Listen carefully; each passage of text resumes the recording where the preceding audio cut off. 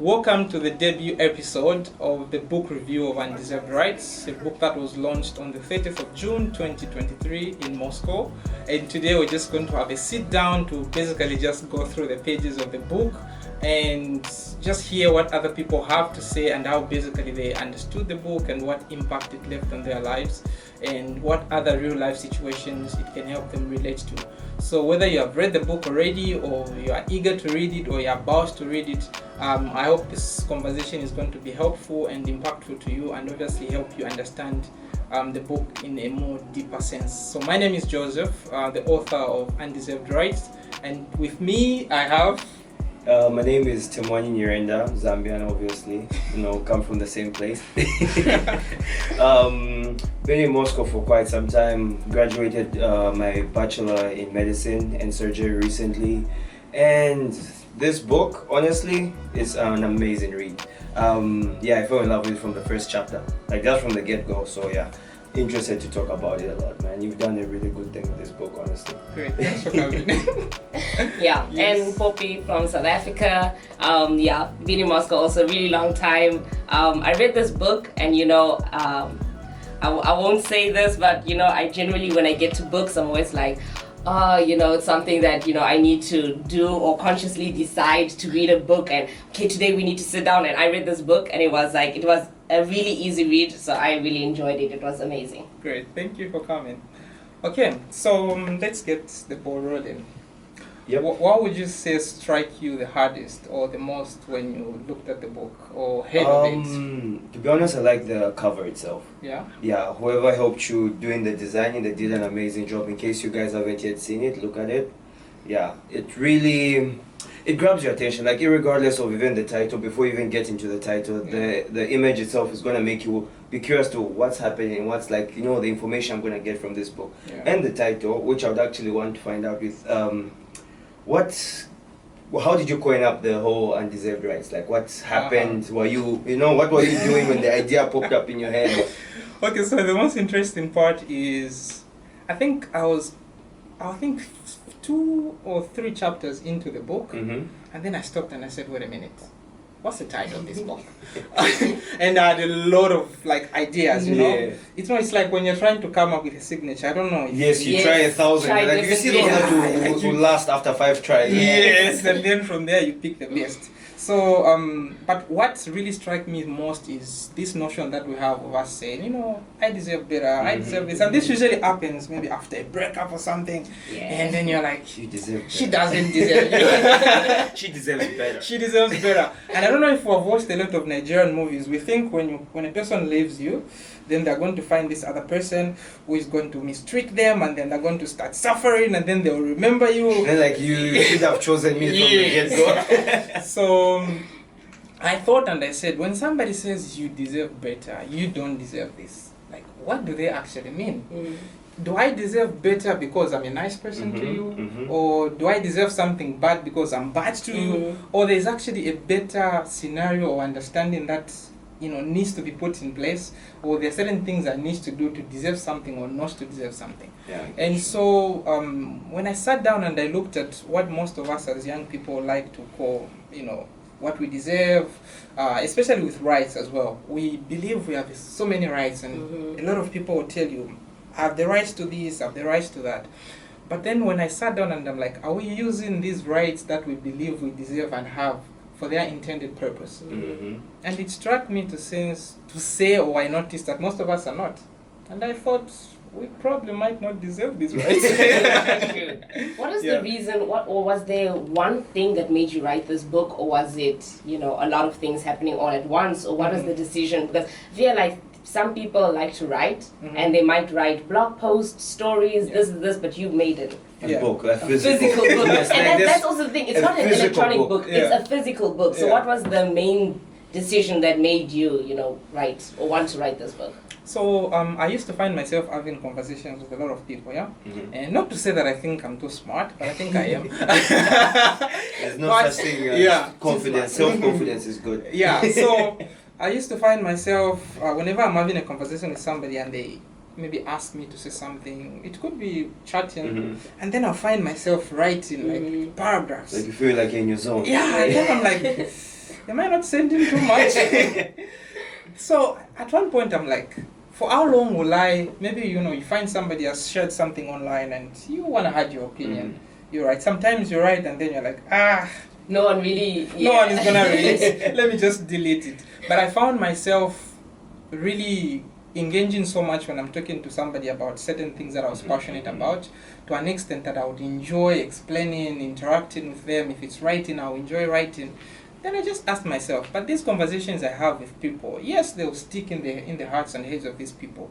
But then you need to live something. I won't have anything that I will look at and say, okay, yeah, my ideas are in this place. Yes. So I thought, let me just put something. So I started making, I opened Canva, designed something, make a code, post it.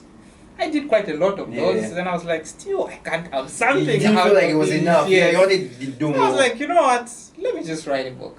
And so it was inspired by, of course, certain things I used to see and observe around myself and the people I was interacting with, and also the fact that I wasn't content or satisfied with the fact that I was just having pieces of, writings or pieces of ideas scattered in all different places. And let me just have like one thing that will... So what was the one main decision or the many small decisions that led up to you actually, deciding that you want to write the book?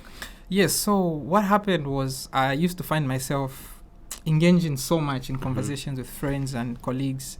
It could be physically seated talking to them, it could be on the phone, it could be just chatting, and I would find that I'll either write a lot or I'll say be too there, much. I'll be there saying too much, where I'll even ask myself like, man, I think I'm talking too much. But then that also told me that there were certain things I was passionate about, there were certain things I used to enjoy talking about, and also just noticing certain elements that I didn't really agree with in the people I was interacting with, or those that I might not even be interacting, but I could observe from a distance. And so I started writing pieces of, it could be on my status, it could be I open up Canva, design something and, post it out there.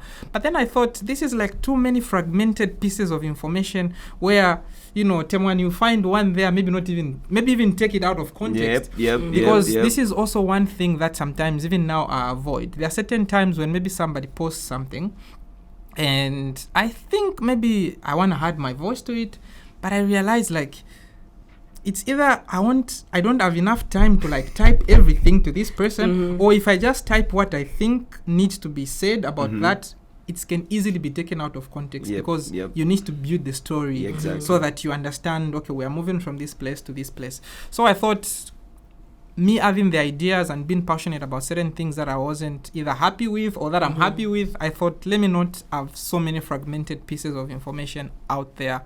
Let me put it in one thing that even 10, 15 years from now, I can look back and say, okay, so this is the level at which I was thinking some 10 years ago, and probably see if there's growth, and stuff like that. Yeah. And sorry, like writing a book is such a big, I don't think people really understand or think of the steps that go through writing a book. And how did you actually make the conscious decision to start? Because writing a book is not just like, I've got homework. This is like a big thing. How did you make the conscious decision to shift from a mindset of, I have an intention to write a book to actually, I'm going to start writing a book? Okay. And sorry, before you answer, and how did you keep going? Because, it's one thing. People have started a lot of things. People have started a lot of things. But then how did it reach this point? You know what I mean? I'm glad she mentioned something with OMIC. So with OMIC, I know I have to earn this in by tomorrow or next week, and if I don't, I'm losing marks. Exactly. So there's an element of fear. And urgency. Yes. But with the book, like nobody's pushing you. You don't have any consequential deadlines. Like if I don't publish by next year, I'm gonna lose my university place or something. So it was a bit daunting, especially in the first place. There was a point where I write and I'm like, I think I'm done. Like, there's nothing else that I can write. And then I'm just like on page 20. I'm like, wait a minute. I think there needs to be more. I think I shot too high. Let me just go back to the memes or short clips, you know what I mean? But then I just told myself, I can't start something and not finish, you know? And so it was a long process of learning, because I thought I knew a lot. Actually, I'm glad you've actually. I thought I knew a lot. But when I started writing, I realized, where I was passionate. I'm like, I'm going to write about this. And then when you read, you're like, whoa, I was wrong. So there are a lot of things that I thought were left. After reading and researching, I found that actually I was wrong. You get my point. And so there was learning, there was research. After research, now you have to start drafting. Just don't care about the grammar and stuff. I was just writing. Okay, let me write. When at least I've written something that's meaningful, then I can begin to go back and counter check, proof check. Give somebody you trust who you think are going to give you an objective view about it. And so it was a long journey. I think it took me over a year to just like put everything together. There was stopping, starting, feeling motivated. Just like I want to stop. I know what you mean. And things like that. Yeah, I want to ask you as well. What do you think? Let me ask Poppy maybe. What do you think it means to deserve something?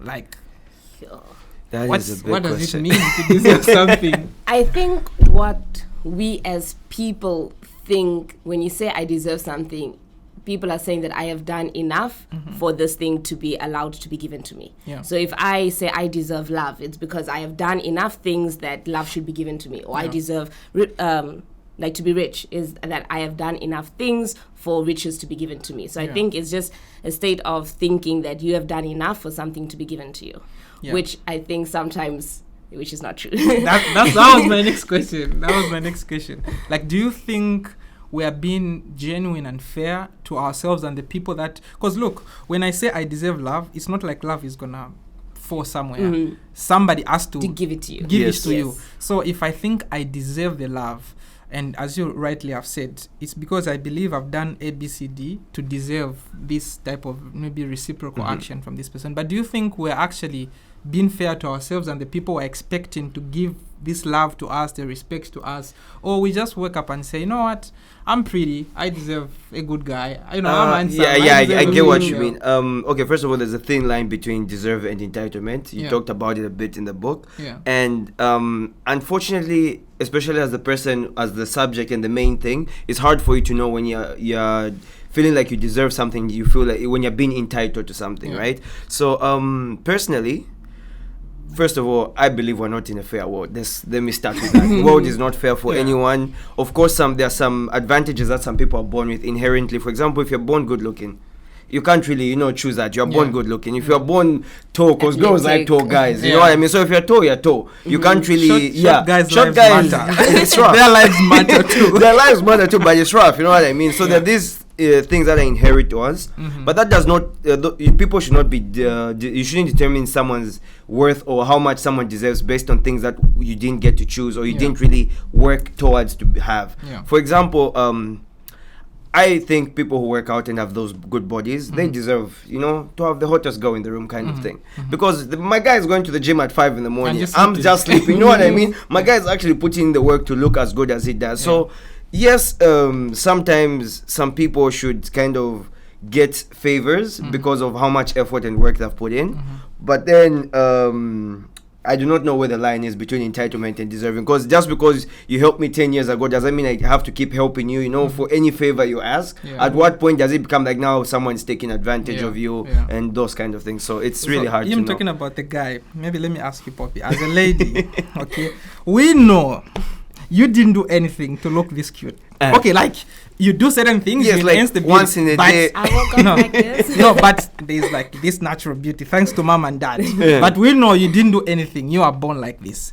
Do you think we should use that basis, or do you think you as a lady and many other ladies out there should use the basis of what mom and dad gave them to actually I would say claim that they deserve certain things, or it should be more than that? You know what? This is a very this question, right? It's very funny because when it comes from a guy's perspective, right? A lot of times guys will say, women use their beauty to gain, certain favors. Exactly. But when it's vice versa, it's the guys that are giving the favors to beautiful women. Oh, okay. Yeah. So those are facts, man. So as much as we think about whether girls should use their beauty to receive favors, we should also ask guys, giving the favor. Exactly. Why do you want to, if you're a barista and you see a girl ordering a cocktail, all she's of a pretty sudden you on give the her house, free, but for someone else they don't do that. So then maybe it's also about So it's not just giving. It's both vice versa. No, actually that's a very great point, because I mean a girl can argue and say I'm pretty and I'm I'm just staying. I'm just existing. I didn't there. do They're the ones anything. giving me free Exactly, stuff. exactly. It's the guys who are actually giving me the free stuff. So maybe it's us who are deciding to reward certain things in ladies and later on backtrack and start complaining. Or maybe it's the guys who don't get the attention. No, from I the ladies. I think it comes back down to what society values. Yeah. Like in the sense of, if you look at our time now, first of all, beauty changes. The definition of beauty changes. If you go way back, women who are maybe more feminine looking were more beautiful. Now a woman who's looking more independent may be the most beautiful thing. Back at some point, thicker girls were the beautiful thing. Now it's like model-sized bodies and all those kind of things.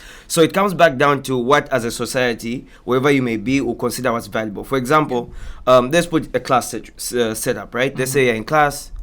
Obviously, the teacher is going to favor the smart kid, irregardless of looks, right? Because in class, probably we're graded based on how you perform in exams, how you're showing your what's this. That will kind of determine your value and worth, right? Yeah. In real life, back to if you use a dating example, or just not people picking up each other and everything like that, it comes back down to beauty. Yeah. Yes, you can talk about personality and all those things once you start getting to know the person. But initially, To get if to know there's the girl person. A and girl You have to B, be attracted. I'll go to the person who makes me attracted. Like if I'm attracted to you, whether it's just the face, it's the whole body. If I'm attracted to that, I feel like I should do more to kind of get you in my books. You know what I mean? Like so that you're on my side and you also find me attractive. So back And to what there's, you value. there's something I saw that you talked about. I hope I caught you right. You're talking about luck, unpreparedness. Yes, let me say it. So basically, lack of preparation, when it meets opportunity, it's a disaster. But then when you're prepared and you meet opportunity, it looks like luck to the untrained eye. Exactly. Because let me give an example of some guy who's always been playing football in the back of his yard. Yeah. Every day this guy is like working out in the morning, he goes for a run. He's never even played with anyone, just by himself. He's just training, Yeah. One day some scout comes, maybe there are some guys playing. My guy plays for the first time, and he shows like he looks like he was talented, like he was just born with, God bless this guy to be the best footballer. But you don't know the work that he's actually been putting in every day. But then there are gonna be people who I got talent, because you're also talking about the example of talent versus hard work. Yes. So I have talent. I don't need to put in the efforts because I'm already good at it. I tried it, I was really great. I tried it, I don't need to practice and all that. Then what happens the day maybe when the scout comes, because you didn't work out for the last week, you're slower, or maybe you're not doing whatever you're supposed to do, and that guy is chosen over. So back to the thing of sometimes I like to prepare for things even if I do not know. Like a soldier prepares for war even if he doesn't know war is coming. Like you just always have to be ready so that whenever an opportunity presents itself, you're able to grasp it. Because the only difference between someone else who actually succeed with the opportunity is whether or not the person is prepared for it. Yeah. Great. So. Okay, that's really good, because I think most of the times we call ourselves unlucky when certain things don't happen. And sometimes, I'm not saying there's no good or bad luck, but most of the times it's because we're not prepared for certain situations. Exactly. And I think preparedness, as you said, it looks like luck to somebody who does not understand the actual process. The sacrifices the person has gone through and everything. And stuff like that. Yeah. Poppy, what would you say was like your most intriguing, I don't know if it's chapter or part of the book? It was really when you spoke about, I think, people who play the victim and like a victim complex. Yeah. Because I think a lot of us have seen it firsthand, and people have seen it towards different degrees, but everyone has met a person or has been a person that has played the victim. Yeah. And I think sometimes people have an idea of, in this situation, I will play the victim, and some people do that for their whole life.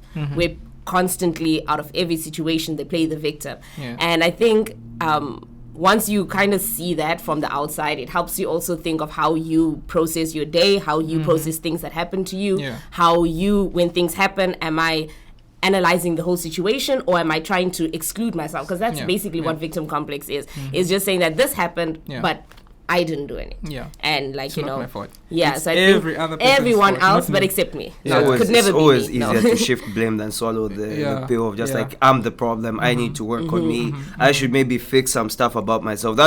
It's hard, honestly, because sometimes you may not even see the problem yourself. So it's always easier just, shift it. And I think this comes back to a lot of times how we grew up.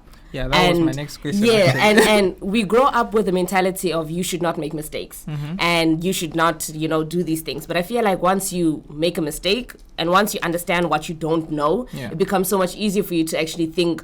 Once you realize, I don't know how to do this and I'm not good at this and something, So a lot of people think like it's bad, but it's not bad. It just gives you room to grow. But you can never grow if you don't know where you're lacking. So I think people who actually do self-introspection and notice, like everyone can mention their good things. Yeah. When you go to interview, name 3 good things and 3 bad things. 3 good things, it's very easy. But bad things, you're like, coming to bad things, you're I like, think I'm perfect.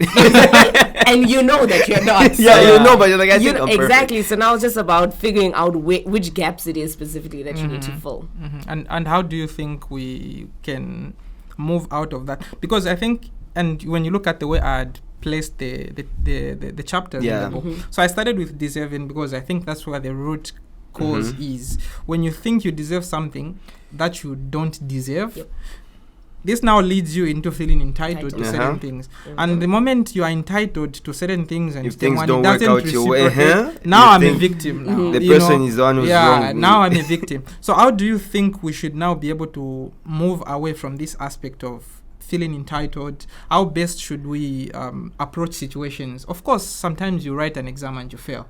It's not always about the lecture hates you, they brought topics you didn't study. Like, they didn't come and check, like, okay, which topics has Temwani studied? Okay, I'm going to bring these. Let me just show this boy. Like, how do we solve this victimhood mentality or complex? On so that one, we can begin to hold ourselves accountable to things that are within our control. Of course, there are certain things we can't. I'm glad you talk about control, so I'll touch on that a bit. So it's hard for people, because I include myself in this. It's really hard for us to just accept that there's no one who's really coming to save us at the end of the day. Because also, back to the thing of the way we are brought up, any problems, mom, dad, any problem, big brother, you got someone to run to at the end of the day, right? So depending on the level of how they treated you, if every time you came crying, they would always give you a solution without letting you try to do it on your own, the severity of that would determine how entitled you become later on, of course. But also, talking about control, because you talked about there are 2 types of people, the inner locus control, internal and external. Locus. So people who are internal, it's easier for them because, we have this thing of like, sometimes things happen and it's not necessarily my fault and I'm okay with that. I'll handle the things I can control and the things I can't control.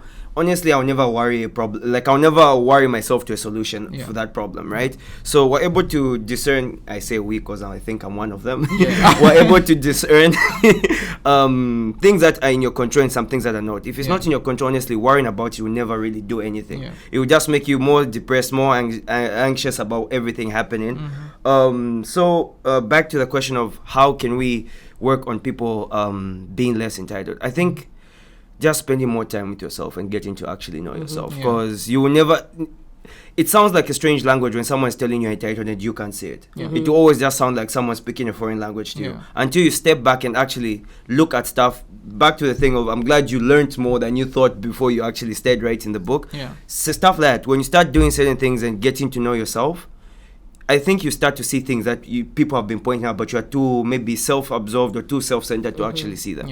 So eventually, it may not be tomorrow, it may not be a one-week thing, but eventually I think with people actively and intentionally working on yourself, you start to see some stuff that, Because even based on that, I don't think anyone is 100% a certain way. So I don't think that there's anyone who is completely, I think everything rests on me, or someone who says completely, I believe everything is up to someone else. Everything is a spectrum. And everything is a spectrum, and it's about doing the work and about putting in the work to ensure that you have a different outlook, because this outlook that I'm having is clearly not working for me. So it's either you continue doing something and hoping for a different result, or you change the way that you are viewing things, understanding things, perceiving things, and stuff like that. And also to add a little bit on that, it's hard for people to know that our actions and the way we look at ourselves is not who we are. Like, just because, for example, let me say it as someone who's been depressed before, right? When you're depressed, you feel worthless. Like, you feel like all the good things I've ever done, they don't mean anything. Because right now, I feel like I'm the worst person in the world. I do not deserve any of these things and stuff like that. So it comes back down to just being able to accept, like, sometimes just because I see myself this way, just because other people see me this way, that does not make me what they see. Great. Yeah.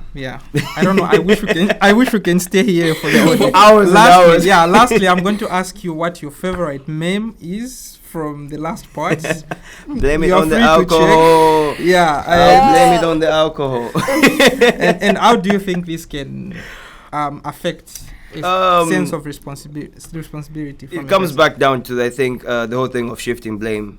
Even though it's easier to shift blame in the moment, at the end of the day, you got yourself drunk. No one was shoving the alcohol down your throat. If you know when you get drunk past a certain stage, you kind of lose control of what's happening. Don't find yourself that drunk.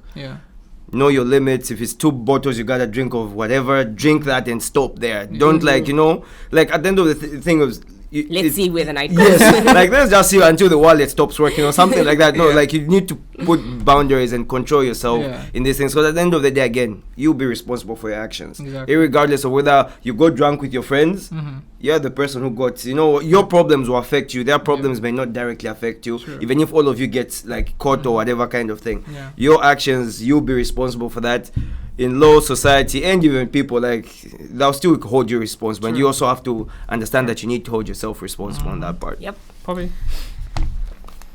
Procrastination is my superpower, because look, it's not a good thing, but it is. It is, though. It's definitely it's a bad superpower, and it's something that I am working towards. But look, I can procrastinate drinking water. Look, 6 days I've not drank water tomorrow. So that meme is just It helped. It was both me and something that I'm not trying to be. So I was just like, this one is for me. Great. Okay. Looks like we've just been here for 2 minutes. Imagine time flies.